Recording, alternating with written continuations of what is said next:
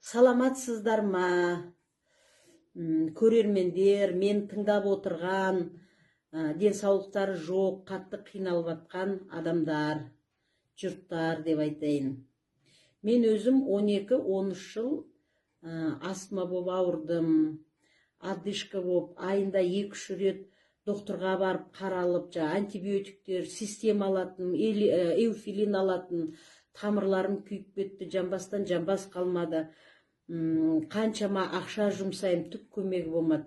Содан осы бір подружкам айтып еді, көнбей, көршім Зағипа келіп айтқаннан кейін ішіп көрейін деп, как раз приступ болып атқанында, очередной жаңағы обострение алып ішіп көрейін деп, алып іштім, көрдім. Бір пачка емес, 10 капсуладан кейін эффекті бола бастады. Одышкам өтті, кеудем сырылдап ұйықтай алмайтын, астмамен ауыратын адам болса біледі. Вообще таңға дейін ұйықтамай, жастық құшақтап, сотка құшақтап отыратын күндерім болған. Содан осыны іше бастап едім, хриптарым өтті.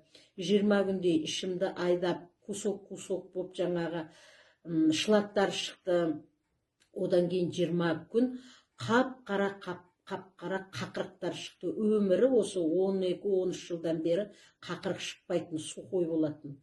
Қап-қара кусок тамағымнан қақырықтар шығып, қазір тазардым, Аллаға шүкір.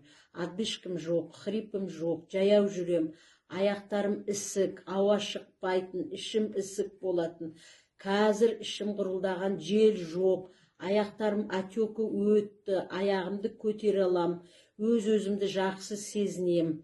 Только ішіп атқаным водород, мынау ішіп атқаным 6-шы пачка. Жолдасыма да беріп атырмын. Сіңлім полиартрит, ревматоидный артрит.